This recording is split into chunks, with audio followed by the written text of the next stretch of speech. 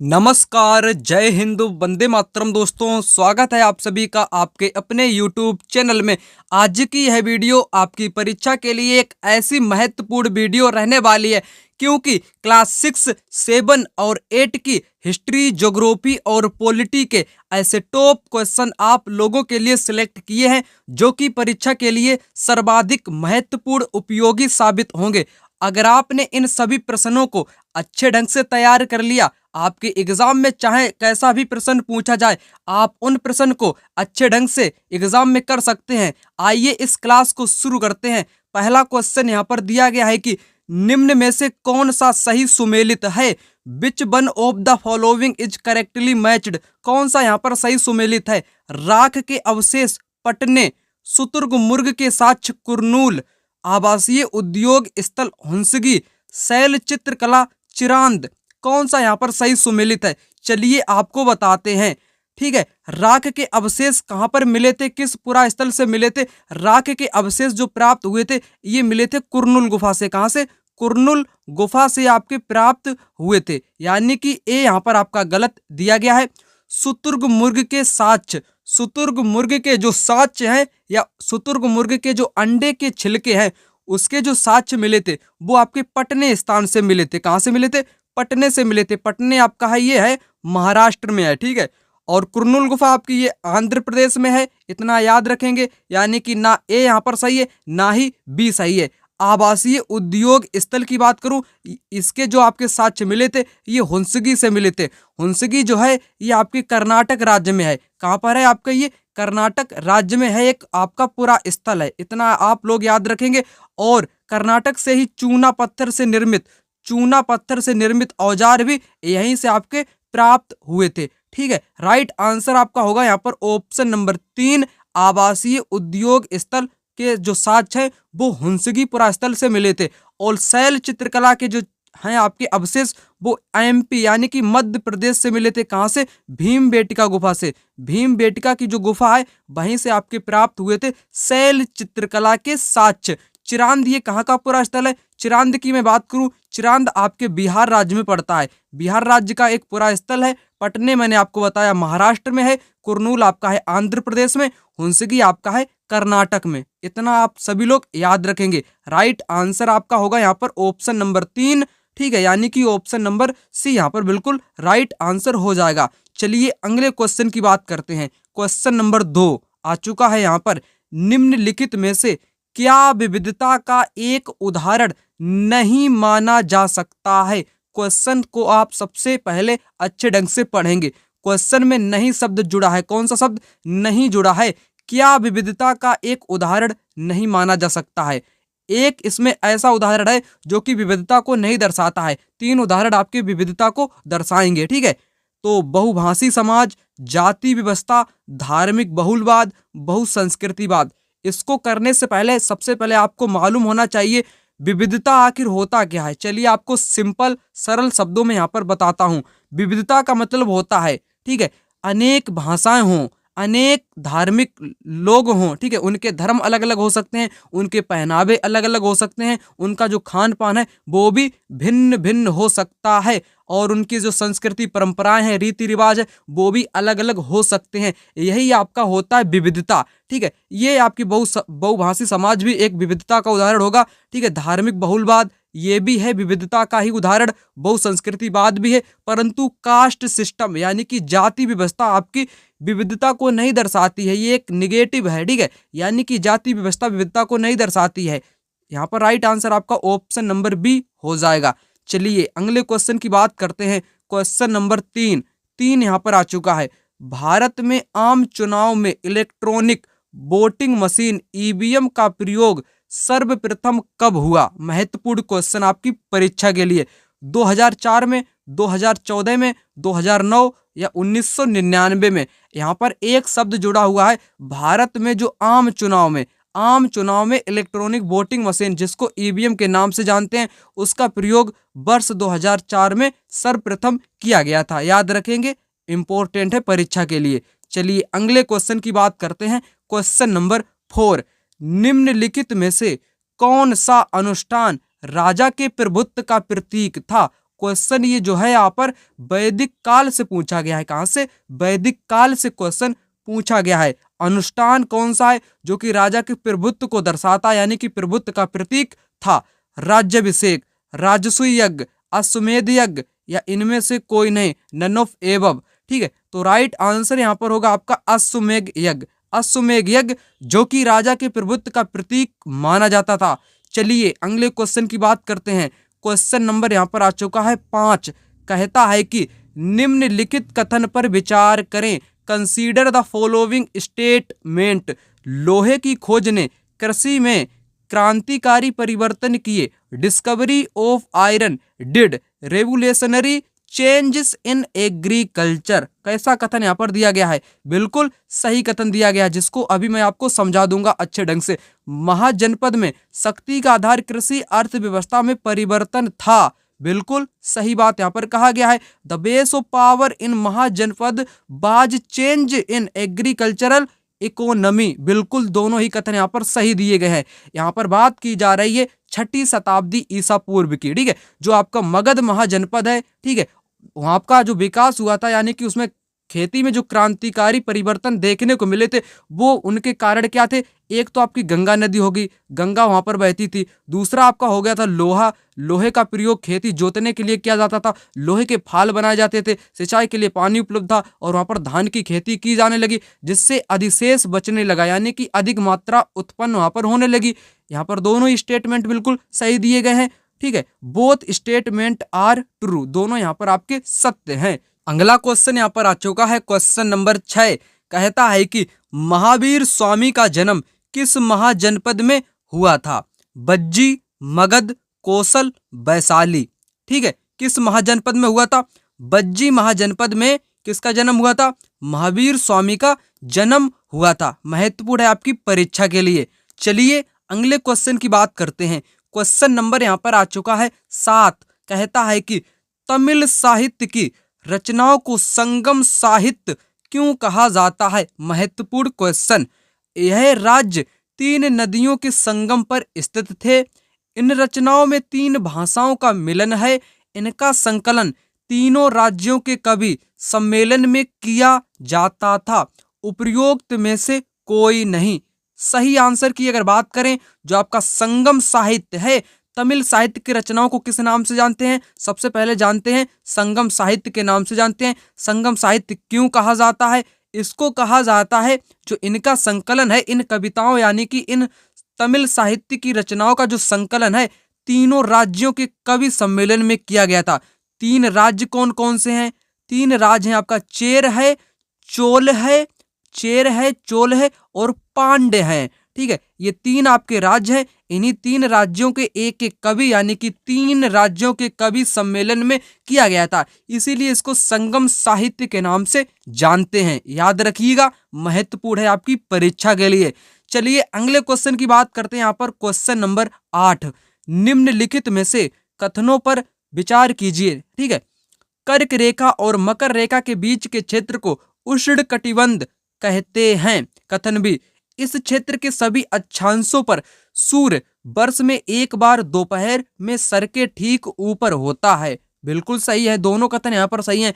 जो कर्क रेखा आपकी है, ठीक है, यहाँ पर आपको बताता हूं मैं। जैसे आपकी है ये ग्लोब, ठीक है, आपकी है ये ग्लोब को 2 बराबर भागों में बांटती है आपकी भूमध्य रेखा। ठीक है, भूमध्य रेखा। ऊपर वाली रेखा आपकी हो जाएगी कर्क, नीचे वाली आपकी हो जाए मकर, जो कि 23.5 डिग्री ये दक्षिणी गोलार्ध में है, और आपकी ये 23.5 डिग्री जो है ये आपकी कहाँ पर है? ये उत्तरी गोलार्ध में स्थित है। ठीक है, तो इसके जो बीच का क्षेत्र है, ये वाला जो एरिया है कर्क और मकर के बीच में, ये है उष्णकटिबंध। ठीक है, उष्णकटिबंध है, और वर्ष में एक बार सूर्य जो है इनके बीच में यानी कि ठीक सिर के ऊपर चमकता है, यानी कि ठीक ऊपर होता है। उसी दिन सबसे ज्यादा गर्मी होती है। दोनों ही कथन यहाँ पर बिल्कुल सही दिए गए हैं। बोथ स्टेटमेंट यानी कि दोनों कथन यहाँ पर सही है। A and B both true. ठीक है, एक दूसरे की सही व्याख्या भी यहाँ पर करते हैं। चलिए अगले क्वेश्चन की बात करते हैं। क्वेश्चन नंबर 9 यहाँ पर आ चुका है, जो कि अत्यधिक महत्वपूर्ण क्वेश्चन है। 2-3 बार आपके एग्जाम में ऐसे क्वेश्चन पूछे जा चुके हैं। पृथ्वी की सबसे आंतरिक परत किन मुख्य खनिजों से बनी होती है?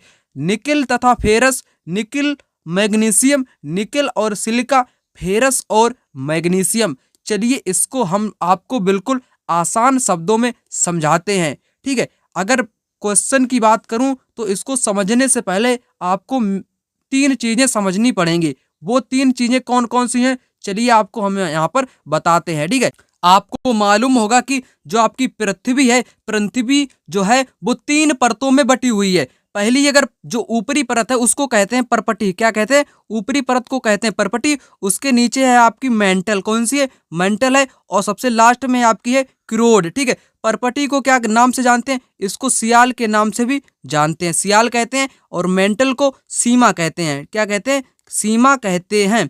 और क्रोड को क्या कहते हैं? इसको कहते हैं सियाल, सीमा, निफे। क्या कहते हैं? इसको कहते हैं निफे। आपने इतना समझ लिया। परपटी सियाल कहते हैं। सियाल दो शब्दों से मिलकर बना है, SI और AL। SI का मतलब होगा सिलिका, AL का मतलब होगा एल्यूमिना या एल्यूमिनियम। ठीक है, तो आपने यहाँ पर समझा परपटी में यानी कि सबसे ऊपरी परत है, इसमें क्या पाया जाएगा? सिलिका और एल्यूमिनियम पाया जाएगा। जबकि मेंटल की अगर बात की जाए, मेंटल में सीमा, सीमा SI का मतलब होगा सिलिका, Ma का मतलब होगा मैग्नीशियम। यानी कि सिलिका और मैग्नीशियम दूसरी परत में पाया जाता है, जिसको मेंटल के नाम से जानते हैं। क्रोड की बात की जाए अगर, क्रोड में पाया जाता है आपका निफे। निफे दो शब्दों से मिलकर बना है, NiFe। निकिल होगा Ni का मतलब, Fe का मतलब होगा फेरस। यानी कि निकिल और फेरस, फेरस का मतलब लोहा पाया जाता है। क्रोड, क्रोड जो कि सबसे अंतिम परत होती है। मेंटल, सीमा मतलब कि सिलिका और मैग्नीशियम, परपटी में सिलिका और एल्यूमिनियम। आशा करते हैं आपने इन तीनों परतों के बारे में समझ लिया होगा, जो कि किन किन खनिजों से मिलकर बनी होती है। चलिए क्वेश्चन की बात करते हैं। यहाँ पर पूछा गया है कि पृथ्वी की सबसे आंतरिक परत किन तीन मुख्य खनिजों से, मतलब कि किन मुख्य खनिजों से बनी होती है। आंतरिक परत की बात की गई, आंतरिक परत आपकी होती है क्रोड। क्रोड को कहते हैं निफे। क्या कहते हैं? निफे कहते हैं। Ni का मतलब होगा निकिल, Fe का मतलब होगा फेरस यानी कि लोहा। निकिल और लोहा किस ऑप्शन में है? ऑप्शन नंबर 1 में है, निकिल एंड फेरस, निकिल और फेरस, जो कि सही हो जाएगा। अगला क्वेश्चन, क्वेश्चन नंबर 10 कहता है कि निम्न में से कौन सी आकृतियां नदियों द्वारा बनाई जाएंगी? विसर्प, जलप्रपात, गोखुर झील, स्टैक, कौन कौन से यहाँ पर आपकी सही हैं? चलिए आपको बताते हैं। नदियों के द्वारा जो आकृति बनाई जाती है, विसर्प आकृति भी नदियों के द्वारा बनाई जाती है, जिसको अंग्रेजी में मींडर्स के नाम से जानते हैं। जब नदियां जो हैं वो मैदान में प्रवेश करती हैं, कहाँ पर प्रवेश करती हैं? मैदानी क्षेत्रों में प्रवेश करती हैं, तो वो इस ऐसे ऐसे ऐसे ऐसे करके बहने लगती हैं। यानी कि वो सर्प यानी कि सांप के आकार के रूप में बहती हैं। इसी को कहते हैं विसर्प। तो आपके ये भी आकृति है, ये नदियों के द्वारा बनाई जाएगी। आगे बात की गई जल प्रताप की, यानी कि जलप्रपात जिसको कहते हैं वाटरफॉल। ठीक है, ये भी नदियों के द्वारा बनाई जाती है आकृति। जैसे मान लीजिए एक पहाड़ है, पहाड़ से नदी आपकी आ रही है, जब नीचे झरने के रूप में गिरेगी इस प्रकार से, फिर ऐसे ऐसे बहेगी, गिरेगी फिर ऐसे बहेगी, तो यहाँ पर जो जल गिरेगा यही आपका कहलाता है वाटरफॉल। गोखुर झील, ऑन बॉक्स लेक, ये भी आकृतियां नदियों के द्वारा बनाई जाती हैं, ये भी आपका सही है। स्टेक, स्टेक ये जो है आपकी समुद्र द्वारा बनाई गई एक आकृति है, समुद्र के द्वारा बनाई गई आकृति है। और 1 2 3 विसर्प, जलप्रपात, गोखुर झील यहाँ पर सही होगा। ऑप्शन यहाँ पर 4 आपका सही नहीं होगा। 1 2 3 यहाँ पर सही है। ऑप्शन 1 यहाँ पर बिल्कुल राइट आंसर इसका हो जाएगा। चलिए अगले क्वेश्चन की बात करते हैं। क्वेश्चन यहाँ पर आ चुका है 11, जो कि इतिहास का क्वेश्चन है। त्रिपक्षीय संघर्ष, कौन सा वंश इसमें शामिल नहीं था? ये क्वेश्चन आपकी परीक्षा में 2-3 बार रिपीट हो चुका है। आपसे यहाँ पर पूछा है कि कौन सा वंश इसमें सम्मिलित नहीं था त्रिपक्षीय संघर्ष में। चालुक्य, प्रतिहार, राष्ट्रकूट, पाल। राइट आंसर होगा यहाँ पर आपका कौन शामिल नहीं था? शामिल नहीं था चालुक, चालुक आपके शामिल नहीं थे। प्रतिहार, राष्ट्रकूट और पाल, ये तीनों ही आपके त्रिपक्षीय संघर्ष में शामिल थे। ये जो 3 वंश थे आपके, प्रतिहार, राष्ट्रकूट और पाल, ये कन्नौज को क्या करना चाहते थे? कन्नौज पर अपना नियंत्रण स्थापित करना चाहते थे। महत्वपूर्ण है आपकी परीक्षा के लिए। ठीक है, क्वेश्चन आपके एग्जाम में पूछा जा चुका है, इसलिए कहता हूं अच्छे ढंग से करिएगा इन सभी क्वेश्चन को। अगला क्वेश्चन यहाँ पर आ चुका है, क्वेश्चन नंबर 12 कहता है कि बेरिंग जल संधि किन 2 महासागरों को जोड़ती है? प्रशांत और आर्कटिक। प्रशांत और अंटार्कटिक, प्रशांत और अटलांटिक, अटलांटिक और हिंद। क्वेश्चन आपको कंफ्यूज कर सकता है। चलिए आपको बताते हैं, बेरिंग जल संधि जो है ये प्रशांत और आर्कटिक महासागर को जोड़ती है। आपका ऑप्शन एक यहाँ पर सही होगा, पैसिफिक और आर्कटिक। ठीक है, चलिए अगले क्वेश्चन की बात करते हैं। अगला क्वेश्चन यहाँ पर आ चुका है, क्वेश्चन नंबर 13। 13 कहता है, निम्न में से कौन सा सही सुमेलित नहीं है। नहीं यानी कि गलत कथन की आपको पहचान करनी है। सतनामी आंदोलन गुरु घासीदास, स्वाभिमान आंदोलन doctor BR Ambedkar, young Bengal आंदोलन डेरो जियो। कौन सा यहाँ पर सही है। ठीक है, यानी कि गलत कथन आपको बताना है। सतनामी आंदोलन की शुरुआत गुरु घासीदास ने की थी, कहां पर, छत्तीसगढ़ में, यानी कि मध्य भारत में इन्होंने इसकी शुरुआत की थी। सही हो जाएगा आपका। स्वाभिमान आंदोलन डॉक्टर BR अम्बेडकर के द्वारा ये शुरू नहीं किया गया था। किसके द्वारा ये शुरू किया गया था? पेरियार के द्वारा। किसके द्वारा? पेरियार के द्वारा शुरू किया गया था। ठीक है, स्वाभिमान आंदोलन, तो यहाँ पर यह भी आपका गलत हो जाएगा। और यंग बंगाल आंदोलन डेरोजियो के द्वारा, ये भी आपका सही है, यानी कि ऑप्शन जो यहाँ पर 2 दिया गया है वो गलत है। 2, ओनली 2 यहाँ पर आपका राइट आंसर हो जाएगा, ओनली 2। चलिए अगले क्वेश्चन की बात करते हैं। अगला क्वेश्चन यहाँ पर आ चुका है। क्वेश्चन कहता है कि निम्नलिखित कथनों पर विचार कीजिए। मौर्य काल में अशोक द्वारा धम्म के आचरण हेतु प्रयास किया गया।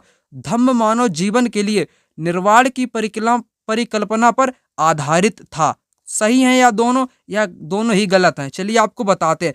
जो आपके मौर्य काल में जो अशोक था उसने कौन सा धर्म अपना लिया था? उसने धम्म धर्म को अपना लिया था। धम्म क्या था? बड़ों के प्रति आदर, सम्मान, दासों के प्रति अच्छा व्यवहार, सभी के प्रति अच्छा व्यवहार इसमें सम्मिलित था। ठीक है, तो यहाँ पर आपका पहला कथन बिल्कुल सही होगा। दूसरा, धम्म मानव जीवन के लिए निर्वाण की परिकल्पना पर आधारित था, बिल्कुल सही है। दोनों कथन यहाँ पर सही हो जाएंगे। बोथ स्टेटमेंट आर ट्रू, दोनों यहाँ पर बिल्कुल सही हो जाएंगे। अगला क्वेश्चन, क्वेश्चन नंबर 15 यहाँ पर आ चुका है।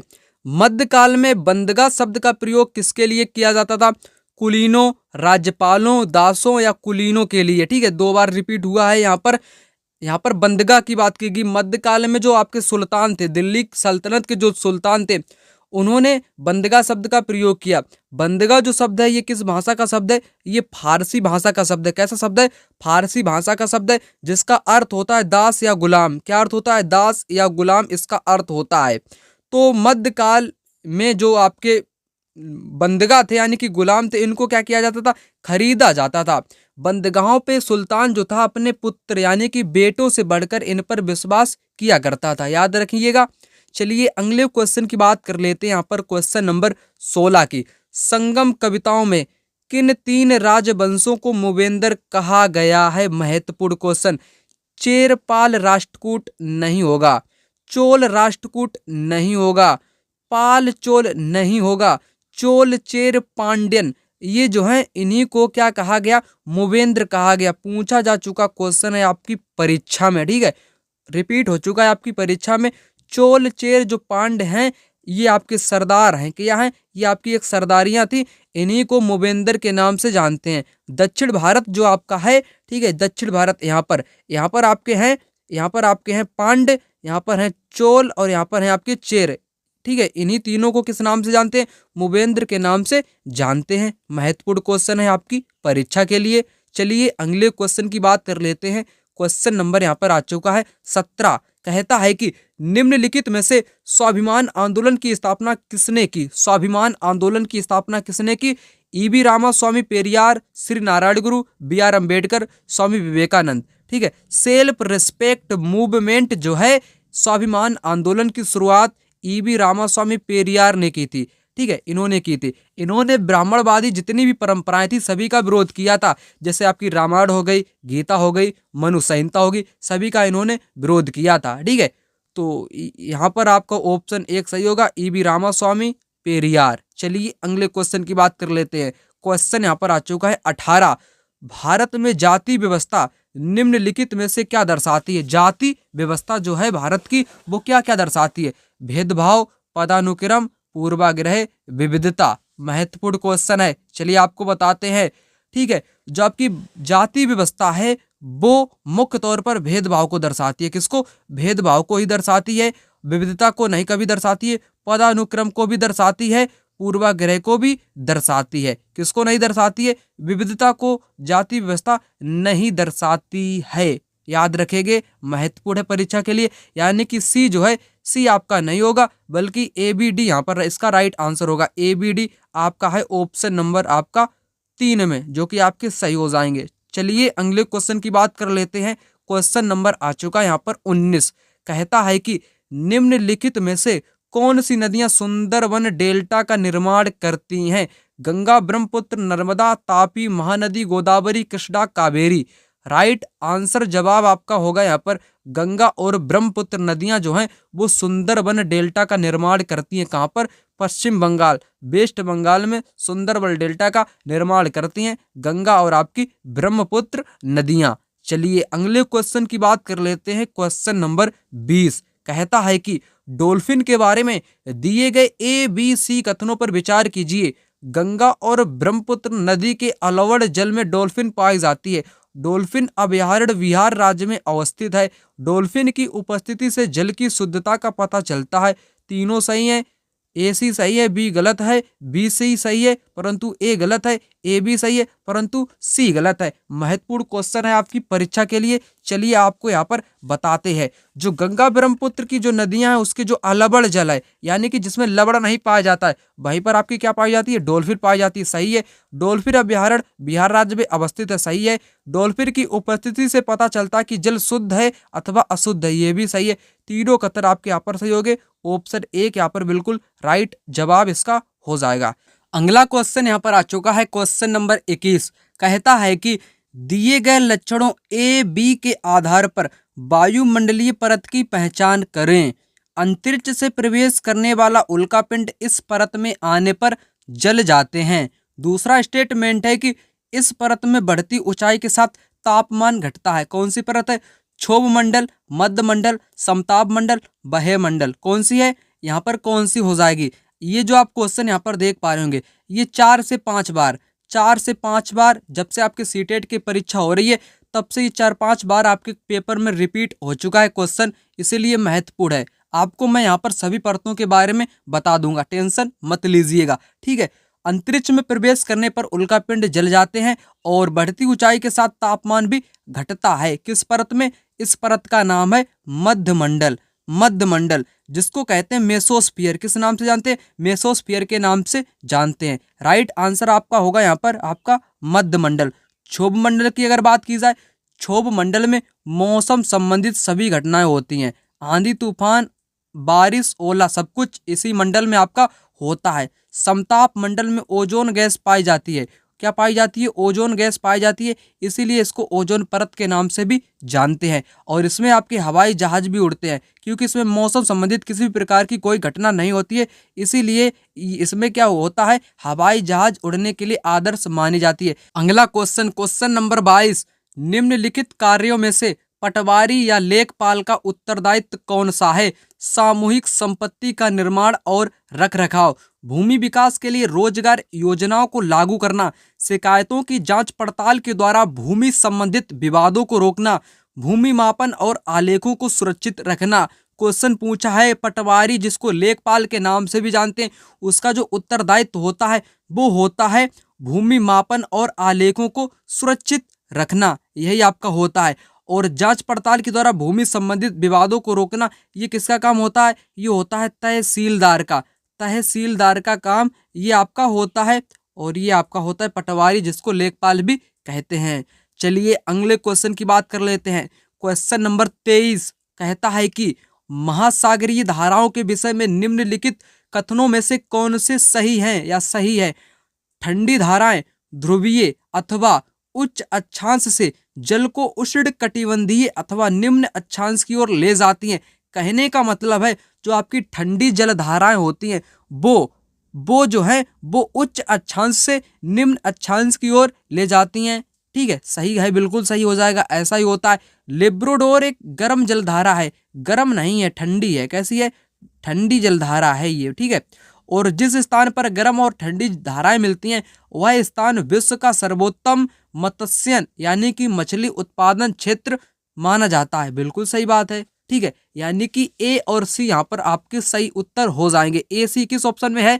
ए और सी आपका ऑप्शन में है, टू में है, टू आपका बिल्कुल राइट यहाँ पर हो जाएगा। चलिए अगले क्वेश्चन की बात करते हैं। क्वेश्चन नंबर 24 कहता है कि हड़प्पा सभ्यता के लोग बनाते थे, क्या बनाते थे, ठीक है, क्या बनाते थे, पत्थर की बोहरे भी बनाते थे, पीले रंग से डिजाइन किए गए पात्र भी बनाते थे, लोहे से बनी तकलियां नहीं बनाते थे, सोने से बने बर्तन भी बनाते थे। सी यहाँ पर आपका गलत है। सी जिस ऑप्शन में है वो यहाँ पर सही नहीं होगा, बल्कि सभी सही यहाँ पर आपके हो जाएंगे। ठीक है, तो कौन सा यहाँ पर सही है आपका, सी को छोड़कर, सी इसमें है गलत होगा, ये भी गलत होगा, ठीक है, ये भी गलत होगा, बचेगा आपका टू जो कि यहाँ पर राइट आंसर हो जाएगा। क्यों आपका यहाँ पर सी गलत है, चलिए आपको यहाँ पर बताते हैं। जो आपका लोहा है, लोहे का प्रयोग आपके हड़प्पा काल में नहीं हुआ है, जबकि सोना चांदी तमाम अन्य धातुओं का प्रयोग हुआ है। लोहे का प्रयोग महाजनपद काल में हुआ है। ठीक है, कहाँ पर, महाजनपद काल में लोहे का प्रयोग भरपूर मात्रा में हुआ है, और लोहे के फाल का उपयोग करके महाजनपद जैसे कि मगध का विस्तार आपके लोहे के कारण हुआ है, कहा जाता है इतिहासकारों के द्वारा। ठीक है, तो यहाँ पर ऑप्शन 3 गलत होगा, इसी कारण यहाँ पर सही आपका क्या है, सी को छोड़कर एडी, एडी आपका यहाँ पर बिल्कुल राइट आंसर हो जाएगा। चलिए अगले क्वेश्चन की बात करते हैं। क्वेश्चन नंबर यहाँ पर आ चुका है 25। 25 कहता है कि कैटामरैन किसे कहते हैं, कैटामरैन किसे कहते हैं, मछुआरों की छोटी नाव को, जहाज को, बस को, ट्रक को, फिशिंग बोट, शिप, बस, ट्रक। राइट आंसर है यहाँ पर आपका मछुआरों की जो छोटी नाव होती है उसी को कैटामरैन के नाम से जानते हैं। किस नाम से, कैटामरैन को नाम से जानते हैं। कहाँ पर जानते हैं, तमिलनाडु में। कहाँ पर, तमिलनाडु में इसको जानते हैं, याद रखेंगे। तमिलनाडु की यहाँ पर बात की गई है, दक्षिण भारत की बात यहाँ पर की गई है। अगले क्वेश्चन की बात कर लेता हूं। यहाँ पर अगला क्वेश्चन, क्वेश्चन नंबर 26 कहता है कि मानसून के दौरान मछली पकड़ने का काम बंद रहता है, क्योंकि, क्यों बंद रहता है, इसको यहाँ पर बताता हूं आपको। मानसून के दौरान मछली पकड़ने का काम बंद रहता है क्योंकि ये मछलियों के प्रजनन का समय होता है, मछलियां प्रवास कर जाती हैं, बाजार में मछलियों की मांग कम हो जाती है, मछलियों में बीमारी फैल जाती है। राइट आंसर यहाँ पर आपका होगा, क्या होगा, यह मछलियों के प्रजनन का समय होता है। ठीक है, मानसून के दौरान मछलियों का प्रजनन का समय होता है, इसलिए मछली पकड़ने का धंधा या काम है वो बिल्कुल बंद हो जाता है। राइट आंसर होगा ऑप्शन नंबर 1। चलिए अगले क्वेश्चन की बात करते हैं। क्वेश्चन नंबर 27 कहता है कि ओणम का एक विशेष आकर्षण क्या है, ओणम का, ओणम का एक विशेष आकर्षण क्या है। ओणम है आपका नाव एक प्रतियोगिता, क्या है, नाव प्रतियोगिता है। अगला क्वेश्चन, क्वेश्चन नंबर 28 कहता है कि तिब्बत का कौन सा ग्रंथ लद्दाख में प्रचलित है। कहाँ पर, तिब्बत का ग्रंथ है परंतु लद्दाख में प्रचलित है। केसर सागा, चीनी मिट्टी, यात्रा वृतांत, कौन सा यहाँ पर है। राइट आंसर होगा यहाँ पर केसर सागा। केसर सागा जो ग्रंथ है तिब्बत का ग्रंथ है परंतु लद्दाख में आपकी प्रचलित है। केसर सागा पर लोग नाचते हैं, नृत्य करते हैं और गीत लिखते हैं। ठीक है, तो ये बहुत महत्वपूर्ण है आपकी परीक्षा के लिए। ठीक है, हम आपके लिए इतनी मेहनत करते हैं आपको समझाने के लिए, कंटेंट तैयार करने के लिए, आप वीडियो को लाइक तक नहीं करते हैं, ना ही ये बताते हैं कमेंट बॉक्स में वीडियो आप लोगों को कैसी लगी है। ठीक है, आप देख लेते हैं, लाइक तक नहीं करते हैं, ना ही आप इस चैनल को सब्सक्राइब करते हैं। आपको इससे बढ़िया कंटेंट आपको कहीं पर नहीं मिलेगा। राइट आंसर तो आपका यहाँ पर केसर सागा हो चुका है। ठीक है, तो आप थोड़ा बहुत समझिए किस प्रकार से मैं आपको यहाँ पर समझाने का प्रयास करता हूँ। ठीक है, तो अगले क्वेश्चन की बात यहाँ पर करते हैं। छोटा तिब्बत किसे कहा जाता है, छोटा तिब्बत, लद्दाख को ही कहते हैं छोटा तिब्बत। किसको, लद्दाख को ही कहते हैं छोटा तिब्बत। याद रखेंगे, आपको मैंने बताया है और ये क्वेश्चन आपकी परीक्षा में पूछा जा चुका है। ठीक है, तो अगले क्वेश्चन की बात करते हैं। क्वेश्चन नंबर 30 की, कश्मीर में किस प्रकार की ऊन प्रचलित है, पश्मीना, केसरी, लुधियानी या कौन सी नहीं है यहाँ पर। ठीक है, जो पश्मीना ऊन है वो आपकी कश्मीर में ऊन प्रचलित है। इस पश्मीना ऊन किस जानवर से निकाली जाती है, आपकी भेड़ हो गई, भेड़ हो गई, ठीक है, बकरी हो गई, ठीक है, इनसे पश्मीना ऊन निकाली जाती है। इसका उपयोग किसके लिए किया जाता है, सोल बनाने के लिए। ठीक है, सोल बनाने के लिए, सर्दियों में बचाव के लिए सोलों का निर्माण किया जाता है पश्मीना ऊन से। महंगी ऊन होती है, इसको बाजार में लोग बेचते भी हैं, इतना आप यहाँ पर याद रखेंगे। अगर मैं बात करूँ कश्मीर या लद्दाख की, वहाँ पर आपके बौद्ध हो गए, कौन से धर्म के लोग रहते हैं, बौद्ध, और आपकी मुस्लिम जनसंख्या वहाँ पर निवास करती है। एग्जाम में क्वेश्चन पूछा जा चुका है, इसलिए आपको यहाँ पर बता रहा हूँ। चलिए अगले क्वेश्चन की बात करते हैं। क्वेश्चन नंबर आपका यहाँ पर आ चुका है 31। कहता है कि हिंदू अधिनियम धारा 2005 के अनुसार पिता की मृत्यु के बाद जमीन में बराबर हिस्सा किसे मिलता है? बेटों को, बेटियों को, उसकी पत्नी को, उपर्युक्त में से सभी को। 2005 का एक अधिकार आया है, ठीक है, हिंदू अधिनियम। उसमें कहा गया है अगर किसी पिता की जो है वो मृत्यु हो जाती है, बेटों का भी अधिकार होगा बराबर, बेटियों को भी उसमें अधिकार मिलेगा, उसकी पत्नी को, यानी कि सभी का अधिकार उसमें आपके बराबर होगा। राइट आंसर होगा सभी। ठीक है, तो चलिए अगले क्वेश्चन की बात करते हैं। यहाँ पर क्वेश्चन नंबर यहाँ पर आ चुका है 32। मानचित्र के घटक कौन कौन से हैं? दूरी, दिशा, प्रतीक। तीन आपके मानचित्र के घटक होते हैं, दूरी, दिशा और प्रतीक, ABC। ABC यहाँ पर आपका राइट आंसर हो जाएगा। चलिए अगले क्वेश्चन की बात करते हैं। यहाँ पर क्वेश्चन नंबर आ चुका है 33। कहता है कि सही कथन यहाँ पर आपको चुनना है। सही कथन बताइए यहाँ पर आपका कौन सा है? प्रकाश की गति लगभग कितना यहाँ पर लिखा है? इकाई, दहाई, सैकड़ा, हजार, 10,000, लाख। ठीक है, यानी कि 3 लाख किलोमीटर प्रति सेकेंड है। किसकी? जो आपकी प्रकाश की गति होती है वो 3 लाख किलोमीटर प्रति सेकेंड होती है। बिल्कुल राइट कहा गया। यहाँ पर सूर्य से प्रकाश को पृथ्वी तक पहुंचने में लगभग 8 मिनट का टाइम लगता है। सही है, दोनों कथन यहाँ पर आपके बिल्कुल राइट दिए गए हैं। ए और बी यहाँ पर दोनों सही आपके हो जाएंगे। चलिए अगले क्वेश्चन की बात करते हैं। अगला क्वेश्चन यहाँ पर आ चुका है क्वेश्चन नंबर 34। कहता है कि स्थलमंडल, जलमंडल और वायुमंडल के बीच जुड़े एक संकरे क्षेत्र को क्या कहा जाता है? वायुमंडल, वनमंडल, जैव मंडल। राइट आंसर होगा यहाँ पर आपके जैव मंडल कहा जाता है। ठीक है, एक तरफ आपका है क्या है? स्थल मंडल है, दूसरी तरफ आपका है यहाँ पर जलमंडल है, और तीसरी तरफ आपका है क्या है? वायुमंडल। ठीक है, वायुमंडल। तो इसी के बीच का जो क्षेत्र है, इसी के जो बीच का जो आपका क्षेत्र है, उसी को किस नाम से जानते हैं? बीच वाले क्षेत्र को जानते हैं जैव मंडल के नाम से। इसमें आपकी ऑक्सीजन वायु भी उपस्थित है, और इसमें जल भी आपका उपलब्ध है, और इसमें स्थल, रहने के लिए स्थल भी है, तो जैव मंडल कहलाएगा। वहीं पर आपके जीव जंतु, मानव सभी लोग क्या करेंगे? निवास करेंगे। ठीक है, तो मैंने आपको यहाँ पर समझा दिया। राइट आंसर होगा यहाँ पर जैव मंडल, बायोस्फीयर। ठीक है, तो चलिए अगले क्वेश्चन की बात यहाँ पर कर लेते हैं। क्वेश्चन नंबर 35 की। 35 कहता है कि पर्यावरण यानी इन्वायरमेंट शब्द की उत्पत्ति किस शब्द से हुई है? राइट आंसर होगा फ्रेंच शब्द एनवायरोनेर से। फ्रेंच वर्ड जो एनवायरोनेर है, इसी से आपकी उत्पत्ति हुई है। मोस्ट इंपोर्टेंट क्वेश्चन है। ठीक है, तो चलिए अगले क्वेश्चन की यहाँ पर बात करते हैं। क्वेश्चन नंबर 36 की। मिलान करें सेरीकल्चर, पीसीकल्चर, वेटिकल्चर और हार्टिकल्चर। इससे पहले की वीडियो में मैंने इस प्रकार के क्वेश्चन आपको बताए थे। ठीक है, सेरीकल्चर होता है रेशम के कीटों का पालन, आपका एक के साथ बिल्कुल सही दिया गया है। पीसीकल्चर होता है मछलियों का पालन, मत्स्य पालन, विशेष रूप से निर्मित टैंकों और तालाबों में मछलियों का जो प्रजनन कहलाता है वही आपका पीसीकल्चर कहलाता है। विटीकल्चर अंगूर वाली खेती होती है, और हार्टिकल्चर आपकी सब्जी वाली खेती होती है। अब आपको यहाँ पर मिलान कर लेना है। ठीक है, तो चलिए अगले क्वेश्चन की यहाँ पर बात करते हैं। क्वेश्चन नंबर 37 यहाँ पर आ चुका है। ठीक है, इसी वीडियो में इस प्रकार का क्वेश्चन मैं आपको बता चुका हूँ, जो आपसे पूछा गया था कि आंतरिक परत में कौन कौन से खनिज पाए जाते हैं। निम्नलिखित में से कौन सा कथन असत्य है? गलत कथन की आपको यहाँ पर पहचान करनी है। ठीक है, महाद्वीपीय पर्पटी सिलिका एवं एलुमिना जैसे खनिजों से बनी है।